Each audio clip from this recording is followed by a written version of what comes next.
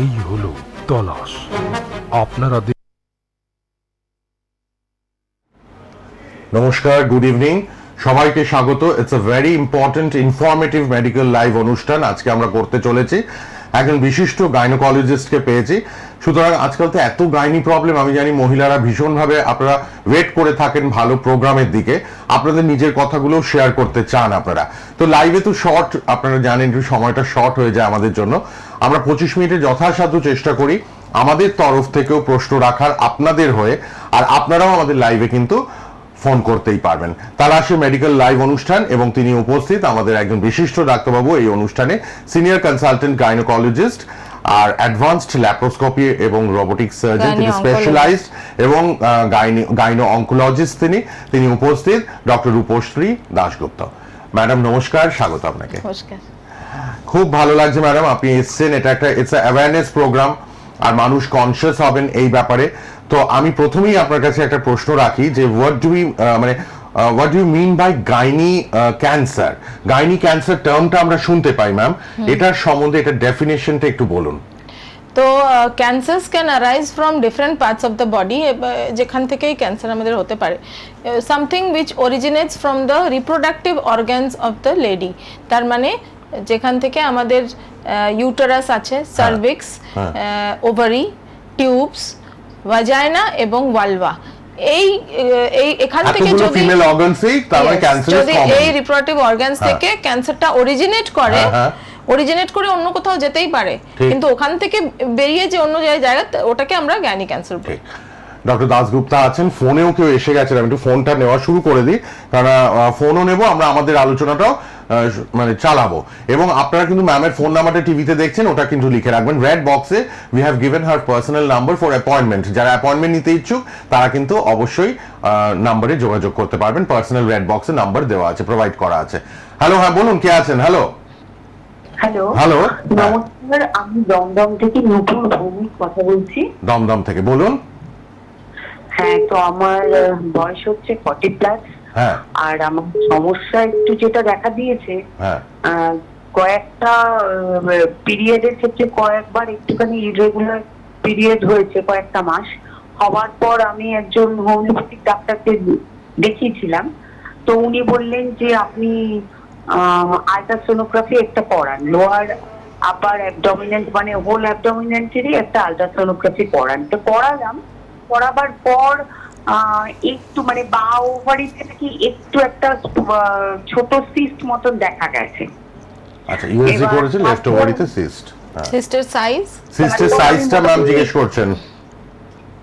সিস্টের সাইজটা তো লেখেননি ম্যাম, তবে ছোট একদম। যিনি আল্ট্রাসোনোগ্রাফি করছিলেন সেই ডাক্তার বাবুকেও আমি জিজ্ঞাসা করেছিলাম যে খুব বড় সড়ো কিছু কি দেখতে পাচ্ছেন? বললে একদমই না, হালকা ছোট্ট মতন একটা কিছু, প্রায় বোঝা যাচ্ছে না, তবে ওটা সৃষ্টি হতে পারে। আপনার যখন ইরেগুলার ব্যাপারটা চলছে তখন ওটা সৃষ্টি আমি লিখছি।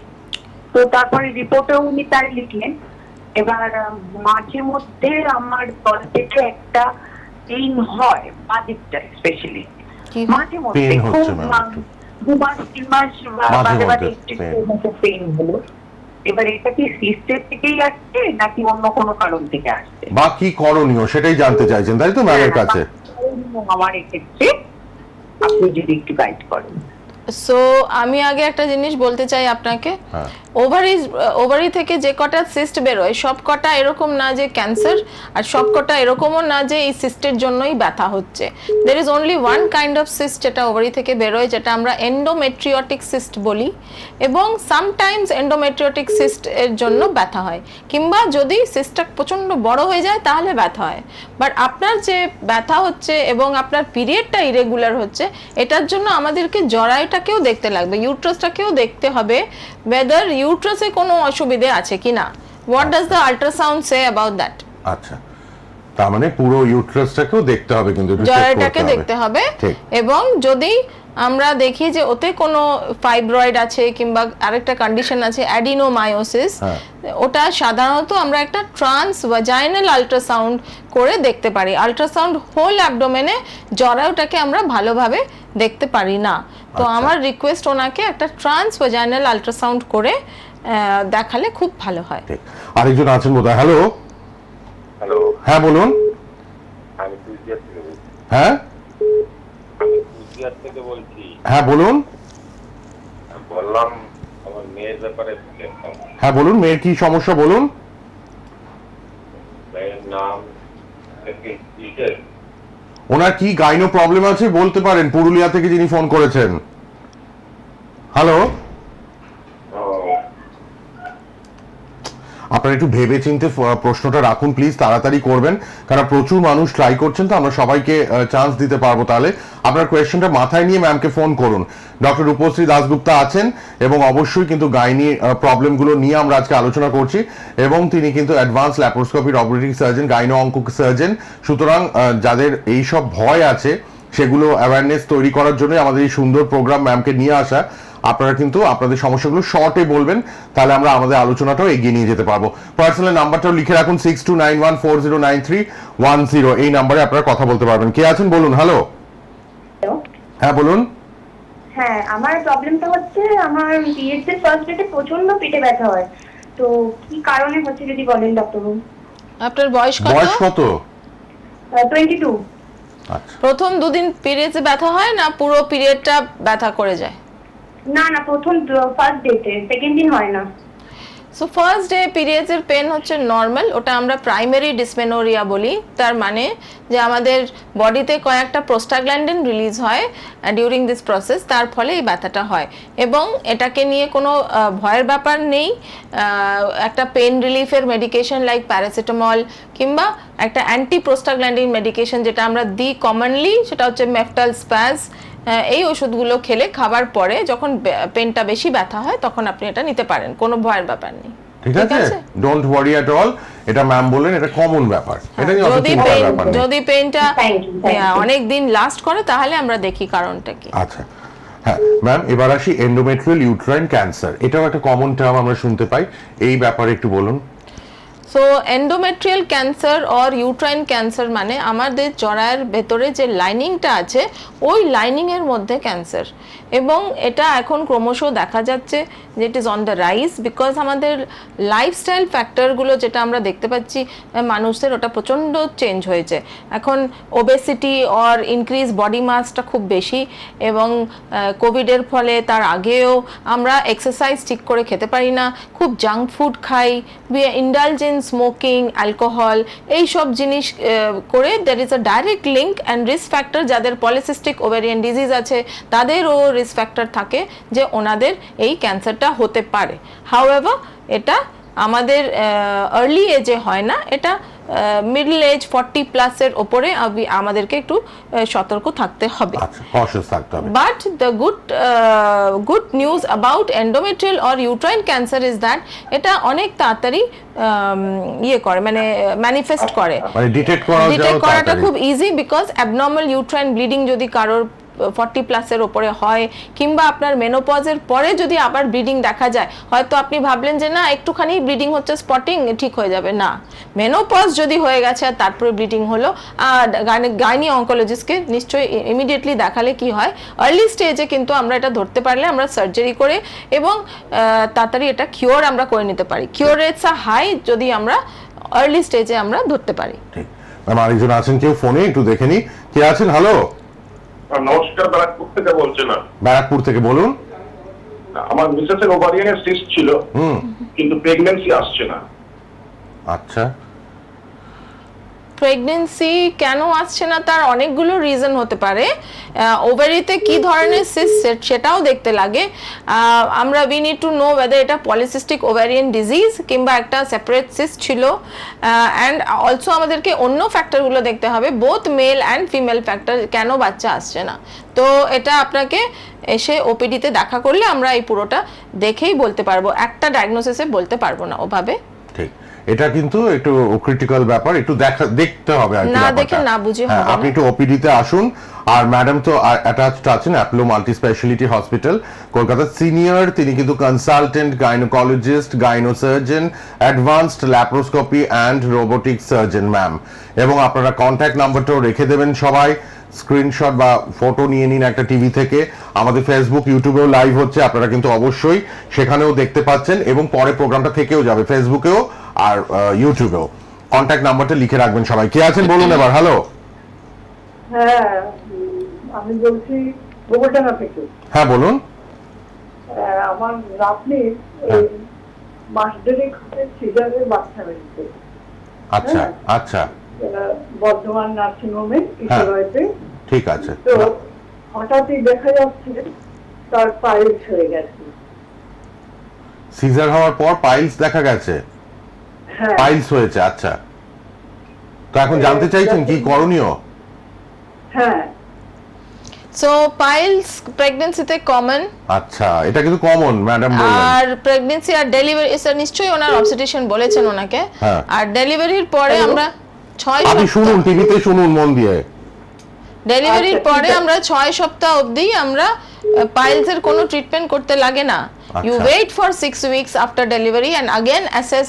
ওটা নিজে নিজে 80% ক্ষেত্রে নিজে নিজে আবার ঠিক হয়ে যায়। আচ্ছা। কিন্তু যদি না ঠিক হলো আর পারসিস্ট করলো তাহলে আপনাকে একটা জেনারেল সার্জনকে দেখাতে হবে। আচ্ছা, যিনি ফোন করলেন এটা কিন্তু ভয়ের কোনো ব্যাপার নেই। ম্যাডাম বললেন 6 সপ্তাহ অবধি ওয়েট করুন, দেখুন এটা নিজে নিজেই ঠিক হয়ে যায়, কিওর হয়ে যায় piles after After caesar, pregnancy. After pregnancy. যদি না হয় তখন আপনি একজন জেনারেল সার্জনের সঙ্গে দেখা করে নিতে পারেন। আর নাম্বার 6291409310 আপনাদের জন্য হেল্পলাইন নাম্বার আমরা প্রোভাইড করে রেখেছি, টিভিতে আপনারা দেখতে পাচ্ছেন। আর যে কথা বলছিলাম, ফেসবুকে এবং ইউটিউবে কিন্তু প্রোগ্রামটা থাকবে ম্যামের। আপনারা সোনার বাংলা সার্চ করলেই ম্যাডামের নামটা দিলেই আপনারা প্রোগ্রামটা আবার পরেও রিপিট করে দেখে নিতে পারবেন। আচ্ছা ম্যাম, চলে আসি এই যে ইউট্রাইন ক্যান্সার, হ্যাঁ এটার লক্ষণগুলো কি কি বা মানে চিকিৎসা পদ্ধতি কি কি আছে একটু যদি বলে দেন। সো আমাদের যে কোনো ক্যান্সারের চিকিৎসা পদ্ধতি আইদার আপনার সার্জারিক্যাল হয় কিংবা মেডিকেল অনকোলজিস্ট যারা কিমোথেরাপি দেয় কিংবা রেডিয়েশন কিংবা immunotherapy or combination of the above. এবারে ডিপেন্ড করে যে ইউট্রাইন ক্যান্সার ক্ষেত্রে যে আমরা কোন স্টেজে পাই। যদি আমরা একদম আর্লি স্টেজে পাই তাহলে আমরা একটা স্টেজিং সার্জারি করি, যেখানে আমরা পুরো জিনিসটা বাদ দিই এবং তার সাইডের যেখানে ছড়াতে পারে নোডস এগুলো আমরা বের করে পাঠাই। Depending on the nodal evaluation, ভেতরে অন্য কোথাও ডিজিজ আছে কিনা, তারপরে ডিসাইড করা হয় যে রেডিয়েশন লাগবে কিনা। কিন্তু একদম আর্লি স্টেজে যদি পাওয়া যায়, সামটাইমস খালি সার্জারি করেও এটার থেকে পুরোপুরি কিওর পাওয়া যায়। আচ্ছা ম্যাম, মহিলারা ইন জেনারেল কি কি রকম সমস্যা নিয়ে এই গাইনি প্রবলেমগুলো নিয়ে আপনাদের কাছে আসেন? সো আমি যেরকম বললাম, সার্ভাইকাল ক্যান্সার যেটা হচ্ছে জরায়ুর নেক, মানে জরায়ুর যেটা বাইরের অংশটা ছোট ওটা সার্ভিক্স আর ওপরের অংশটা ইউটারাস। তো সার্ভাইকাল ক্যান্সার যেটা ওটা একটা প্রিভেন্টেবল ক্যান্সার। আচ্ছা, তো একটা ক্যান্সার যদি প্রিভেনশন করা যেতে পারে তো তার থেকে তো ভালো খবর আর কিছু নাই। ঠিক। এবং আমরা সার্ভাইকাল ক্যান্সার থেকে বঞ্চিত হতে পারি বিকজ তার একটা ভ্যাকসিন আছে এবং আমাদের দেশে এটা অ্যাভেলেবল অল ওভার, কিন্তু একটু কস্টে। But awareness about cervical cancer ভ্যাকসিনটা খুবই কম। তো আমি সেটাই বলতে চাই যে মহিলাদের যাদের এখনো বিয়ে হয়নি কিংবা সেক্সুয়াল অ্যাক্টিভিটি হয়নি, এই ভ্যাকসিনটা পেলে 90 to 100% প্রোটেকশন পাওয়া যায় ফ্রম সার্ভাইকাল ক্যান্সার। এরপর এটা আমরা আরও প্রিভেন্ট কী করে করতে পারি, যদি আমরা রেগুলার চেক আপে থাকি, 21 বছরের পরে প্রত্যেক 3 বছর আমরা যদি প্যাপ স্মিয়ার করি গাইনিক অঙ্কোসার্জনের কাছে কিংবা গাইনি অঙ্কোলজিস্টের কাছে, যদি এই স্ক্রিনিং মেথডে আমরা ধরতে পারি যে একটা প্রি ক্যান্সারের স্টেজ থাকে সার্ভাইকাল ক্যান্সার, তো ওই স্টেজে ধরা গেলেও আমরা ক্যান্সার থেকে বঞ্চিত হতে পারি। ওই জায়গাটা পুড়িয়ে দিলে কিংবা কেটে দিলে ওটা ডিজিজটা প্রি ক্যান্সারাস থেকে ক্যান্সার হতে 10 থেকে 15 বছর লাগে। তাই জন্য আমাদের হাতে এত টাইম আছে যে আমরা নিজেকে বঞ্চিত করতে পারি। সো সেটা হচ্ছে আপনার সার্ভাইকাল ক্যান্সার। একবার ক্যান্সার হয়ে গেলে তারপরে তো ওই আবার ট্রিটমেন্ট লাগবে, weather surgery, radiation, কিমো। So prevention of cervical cancer যখন আছে, we should go ahead with that.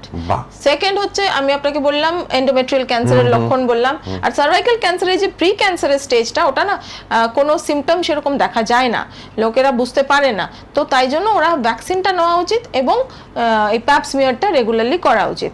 এইবারে এন্ডোমেট্রিয়াল ক্যান্সারের প্রিভেনশন কি করে করতে পারি, লাইফস্টাইল ফ্যাক্টরটাকে ঠিক রাখতে হবে, ওবেসিটি কমাতে হবে, stop drinking, smoking, PCOD treatment, নিজেকে হেলদি রাখতে হবে।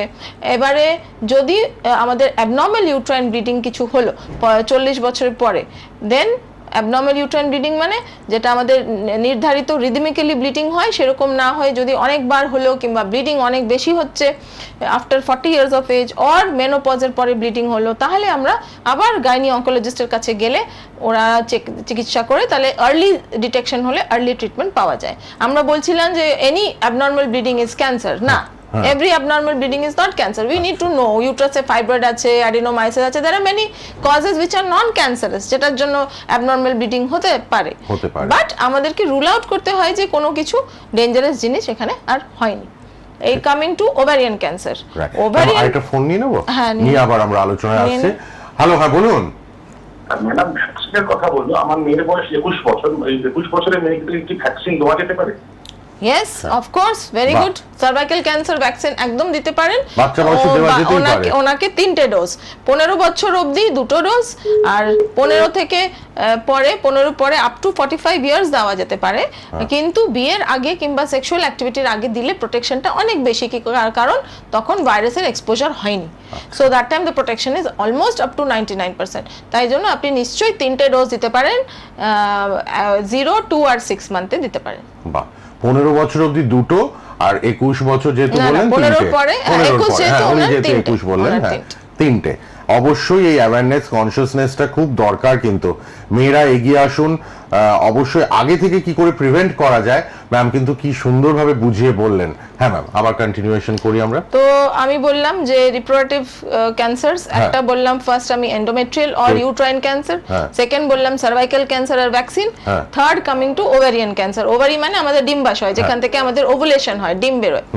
So what are the risk factors? Phone আছে, দেখে নাও, বারবার ইন্টারাপ্ট করতে হচ্ছে। কে আছেন বলুন। হ্যালো। হ্যালো, হ্যাঁ বলুন।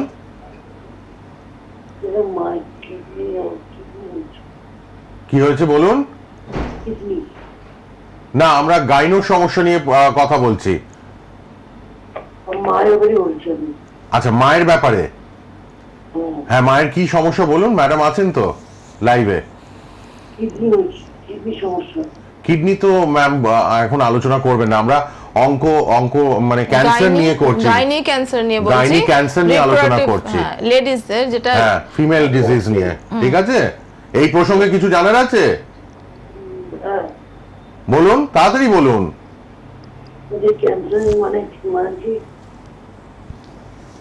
আপনি একটু পরে ভেবে ফোন করুন প্লিজ, কিডনির ব্যাপারটা এখানে এখন আলোচনা করছি না আমরা।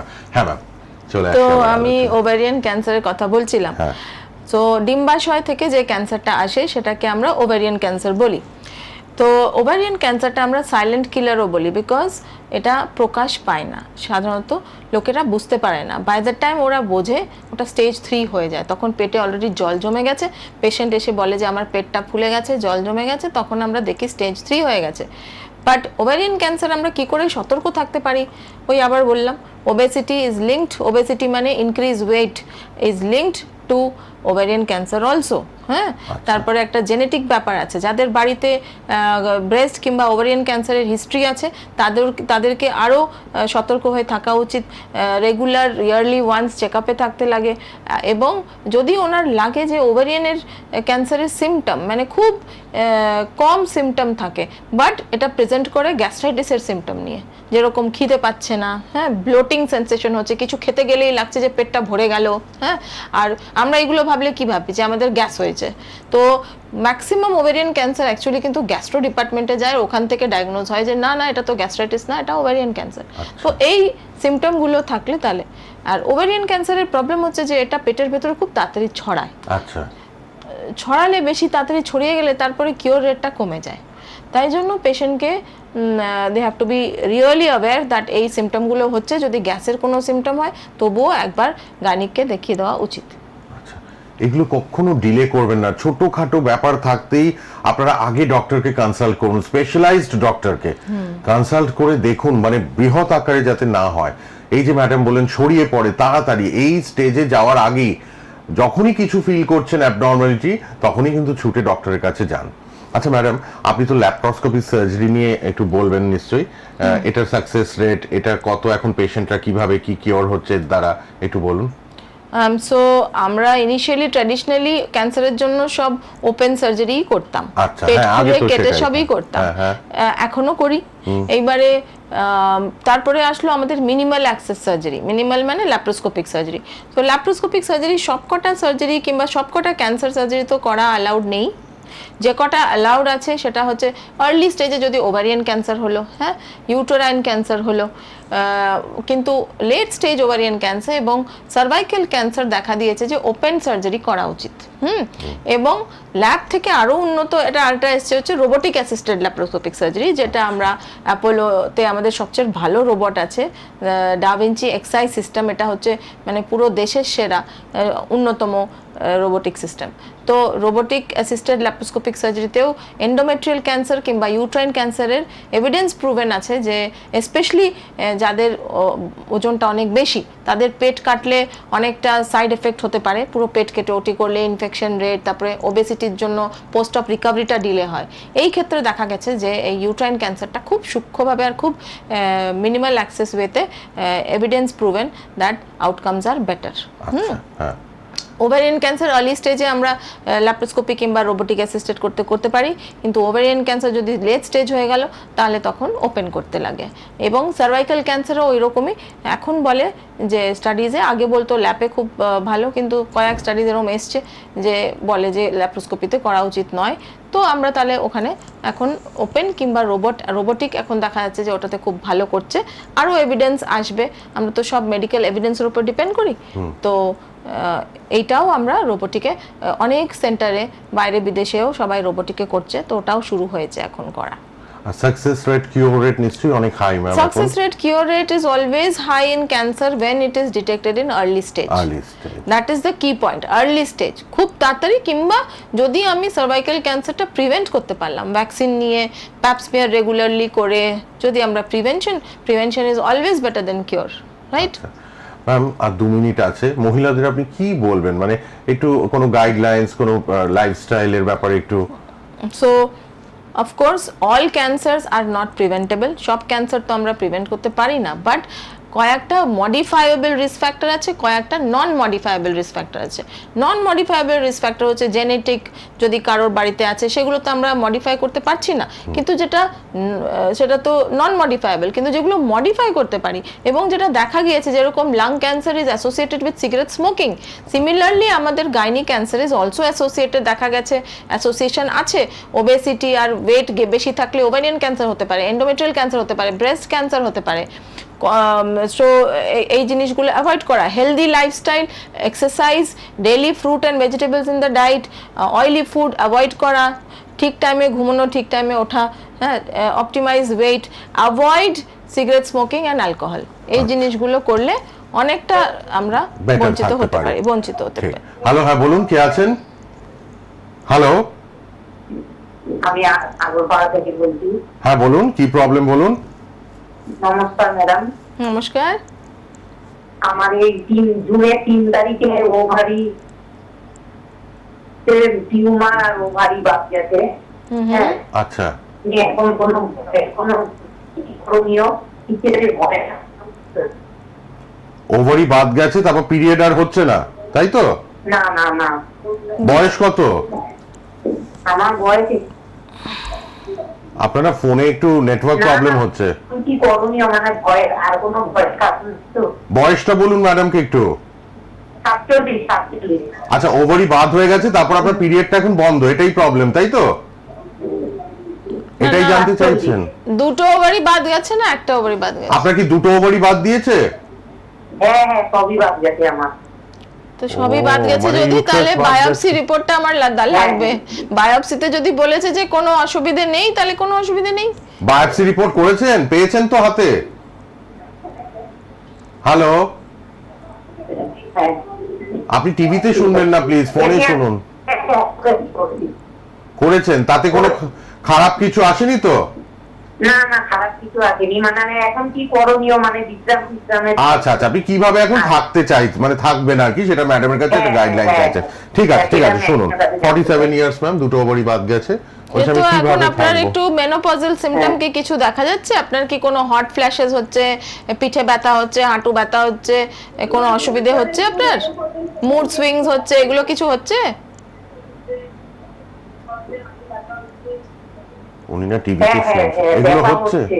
আচ্ছা, তো একটু ক্যালসিয়াম, আপনার ভিটামিন ডি লেভেলটা চেক করতে পারেন। হ্যাঁ ভিটামিন ডি লেভেল, আর যেহেতু আপনার বয়স হয়েছে এখন একটু আপনার কোলেস্টেরল লেভেল, সুগার, হ্যাঁ এই জিনিসগুলো, থাইরয়েড, এগুলো সব চেক করা উচিত। এবং দেখতে হবে যে যদি আপনার মেনোপজের সিমটমগুলো অনেক বেশি হয়ে গেছে, যেরকম হট ফ্ল্যাশেস, মানে হঠাৎ গরম লাগা আবার হঠাৎ ঠান্ডা লাগা, কিংবা আপনার মুড সুইংস অনেক হচ্ছে, কিংবা আপনার বোন পেন হচ্ছে, এই জিনিসগুলো হলে আপনি ডাক্তারের কাছে আসুন। ডাক্তার আপনাকে দেখে ব্লাড টেস্টগুলো চিকিৎসা করিয়ে তারপরে আপনাকে ওষুধ দিয়ে দেবে। ম্যাডাম অ্যাপেলোতে আছেন, আপনি যদি মনে করেন ফোন নম্বরে কন্ট্যাক্ট করে একবার আসতেই পারেন। ডক্টর রূপশ্রী দাশগুপ্তা আজকে আমাদের সঙ্গে ছিলেন। অবশ্যই তালাশে মেডিকেল লাইভ অনুষ্ঠান, senior consultant gynaecologist, gynae onco surgeon, advance laparoscopy and robotic surgeon. Contact number 6291409310। আর ম্যাডাম অ্যাটাচড রয়েছেন Apollo multi speciality Monday to hospital, Saturday। Monday to Saturday 9 to 5। 9 to 5 আপনারা অ্যাপেলোতে পাবেন, রেগুলার পাচ্ছেন। মানডে টু স্যাটারডে ম্যাডামকে Apollo multi speciality hospital কলকাতায় আপনারা পাচ্ছেন। তো আজকে অনেক কিছু আলোচনা হলো, আবার অনেকটা বাকিও থেকে গেল, পরে আবার সময় করে ম্যাডামকে নিয়ে আসবো আপনাদের কাছে, আপনারা আরো অনেক কিছু জানতে পারবেন। রেগুলারলি আমাদের মেডিকেল লাইভগুলো দেখুন, ফলো করুন, কনসিয়াসনেস বাড়ান, অ্যাওয়ারনেস বাড়ান। আর ম্যাডাম ভ্যাকসিনের কথা বললেন, কিন্তু এটা যাদের সম্ভব অবশ্যই এই ব্যাপারে এগিয়ে আসুন। আজকে এই পর্যন্তই, ম্যাডামকে অনেক ধন্যবাদ। ধন্যবাদ আপনাদেরও সঙ্গে থাকার জন্য। ভালো থাকবেন, সুস্থ থাকবেন। শেষ করছি, নমস্কার। নমস্কার।